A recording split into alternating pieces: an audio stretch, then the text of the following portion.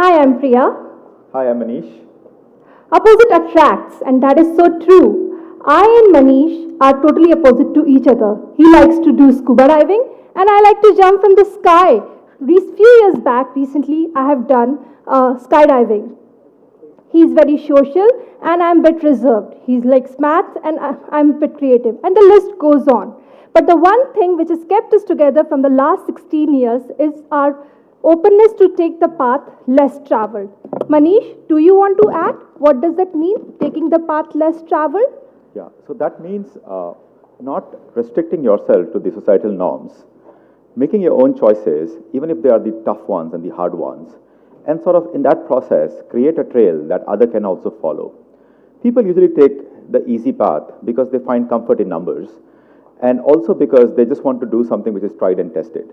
However, those are less eventful. When you do something new and different, you have to figure things out. You have to overcome challenges. And that is when you realize so much about the life around you, the world that you live in, and also you shape the world in the way that you want it to be. Taking the path less traveled is what makes all the difference. Let me bring home this point by giving examples from our personal lives. So I grew up in a small conservative family in a small city in a state in India called Rajasthan, where women were not given a lot of opportunities. We were two sisters, and still remember when we were growing up, from traveling from one town to another, I was escorted by a male that would either be my cousin brother or my father. For every single thing, I have to depend on other person or take permission. Soon I started to resent and ask myself why. Many women in my community would have accepted as their fate and would have not taken any action.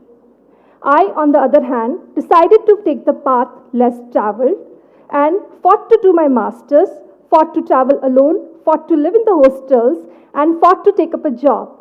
I was, in fact, the first woman in my family to do masters or to take up a job.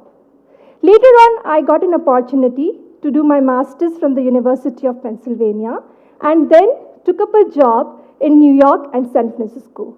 This was the path which no one in my family or even in my community has taken before. I also grew up in a small town in Western India. Most people in my town were very happy with local trade or profession. Very early, I realized that I want to be different and I want to change things around me. So I started doing things which were unconventional. For example, participating in contests which were state level and also even national level. I also started doing things which were very outdoor and also unusual for people of that time to do, being a Boy Scout, running different kind of events. After my school, I came to Delhi to study at Sri Ram College of Commerce here. Even in my college days, I did things which were very different. For example, contesting college elections at a student body level and winning it, also becoming the editor of the college magazine. After my college, at 2004, I went on to do an MBA from Wharton Business School. There I did things such as being on the admissions committee, serving as a volunteer for the International Volunteer Program in East Timor and helping reconstruct the newest democracy. Through these experiences, I learned two things. Number one, leadership. Basically, standing up and providing a new sense of direction to the team and to people around you. And also, the most important thing in leadership is also about accountability. How do you hold yourself accountable to high standards? When you make a mistake, do you have the courage to own up and sort of correct it? And the second thing I learned from this was it is really, really good to provide a voice to people. And the best way to empower people is to give them voice and a sense of direction. So here I was in the city of San Francisco, having a comfortable life and a structured life and also getting a good pay. But I felt I was missing something, and that led to follow my passion of moving back to India to solve the pain point of consumers in one of the largest economies of the world. When I moved back, I was exhausted by how many Indians were putting their entire life savings in order to select the property in the hands of a person who was ready to cheat them. I started to ask why they are doing so and how can I help them. This led to the birth of my first startup, Propergy.com. This was again the path less traveled, as no one in my family was an entrepreneur, and a lot of questions were raised. I was like, let me try it and see what happens. So Property.com is a pro-buyer research analytics platform which helps consumer make informed decision by providing unbiased information. It rates different projects by running an algorithm on data, and each user is assigned a unique ID so that they can review those projects. And each project has information such as price point analysis, appreciation analysis, risk analysis, locality analysis, and so on. When I started my startup, in those days, there were not many women in the real estate sector.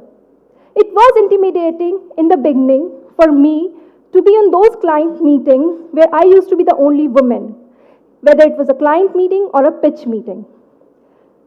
This again was a path less traveled, but I think it was my desire to solve the pain point of a consumer led me going. After my MBA from Wharton, I moved to New York and worked for McKinsey for a couple of years. I found the role to be quite straitjacketed, and I then moved on to Bay Area because at that point in time, technology was completely disrupting the world. I was amazed by how information was being created and accessed at scale at almost zero cost. It was also a time where a lot of development was happening in India. Sitting in Silicon Valley, where information was so easily available and accessed, I started wondering what the world would be like if even in my country and even in my town in India, people could access information and can be empowered through that. And that was a time when India was undergoing mobile revolution. Almost everyone was buying those very basic Nokia feature phone for $20. And those feature phones could do only two things, voice call and an SMS. I, along with my friend and mentor, we started brainstorming around how could we use that mobile technology to bring information in the hands of people, even people who are in the remotest part of the world and simply have access to only a mobile device, which is a feature phone. This led to creation of a mobile text-based platform called TextWeb, which was basically a platform through which anyone could access information by sending a short code to a central number and get information back on their phone as an SMS in any language of the world. And by just doing that small innovation, people anywhere in the world, including my people back in my town in India, could access information which was so far available only to people who had internet access. This was a game changer for a country like India. TextWeb went on to become one of the largest platform for mobile platform for citizen journalism, where not only people could access information and stories, they could also contribute back stories to that platform in their native language. TextWeb went on to win several innovation awards, including the M-Billionth Award as well as the NASSCOM Award, Innovation Award, runner-up. At the same time, India Today recognized me as one of the top 10 innovators in the country. It was extremely satisfying for me, not because it won the awards, because now I was able to change the lives of people that I grew up with by making information available to them on a device that they already had. This was a game-changing innovation. After that, I moved on to be the CEO of a media company, and from there on, today I am the managing director for Twitter in India.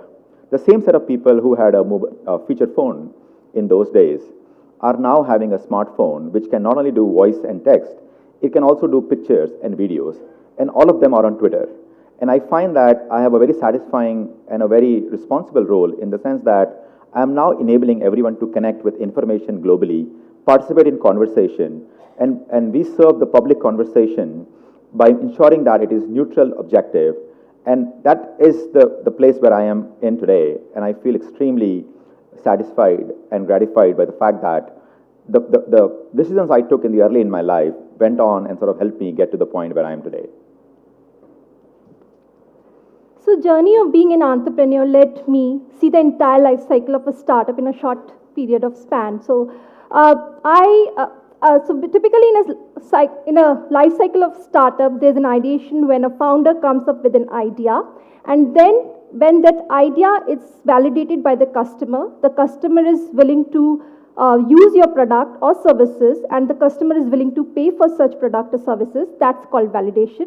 Then if your product or company or a startup is in one city and you want to scale to n number of cities, or if you're in a one country and you want to scale to globally, that's called scaling. And then later on comes the exit, when your company gets acquired by another player, or when your company goes for an IPO. In my case, my company, Propergy.com, got acquired by MagicBricks.com, which is one of the largest player and which is a part of Times Internet, within 3 years of starting up. When I started as an entrepreneur, I did not know anything about being an entrepreneur. I did not know the ABC of how will I do it. But my passion to solve the pain point of consumers led me going. Every day was coming up with a new set of challenges, and every day I have to step out of my comfort zone and with an attitude of problem solving. Few of the examples I can remember, we were 4-member team in our startup, and it was 6 months, and one of the crucial team member, he was in charge of IT. He wrote a long email at 2 a.m. in the night, and next day he quit our company and went out of the company. We were dealing in the data, real estate research analytics. So making sure our data is accurate and we are able to gain the confidence of the customer was very important to us. I started with 50 registered users in first month, and at the end of the 3 years, I had 25,000 registered users, and with an exit with one of the largest player in India. And the reason they acquired us is they really like how we were using technology to solve the pain point of users and how we were giving the content to the users using technology. This journey of entrepreneurship has evolved me as a person. I have become more creative problem solver. Now, for every problem, I look as an opportunity, and I look as an attitude of how can I solve it. One lesson I would like you to take from here: being entrepreneur is a very risk-taking and uncertain journey. It's very true and very real. But the most important thing you get by being an entrepreneur is the learning. It helps you build an attitude of, I can do it. With that attitude, whatever path you take, however less traveled it is, you will be able to solve anything in life. And even for instance, if you're not able to solve anything, you will always tell yourself, I did not give up and I tried for it. So we all took path less traveled, and when we look back and reflect on it, I'm sure we feel like there were so many challenges that we faced and we could have taken sort of a different way of doing things. But let me tell you, we feel immensely proud of what we chose to do, even though it was difficult and tough. And not only that, we had so much fun doing it, because while doing it, we have put our heart and soul into it. So here's a piece of advice for everyone. Please do not hesitate, whether you want to be an entrepreneur, whether you want to access billions of people through technology, or you want to give voice to billions of people and show them a direction. Please go ahead and do it. Thank you. Thank you.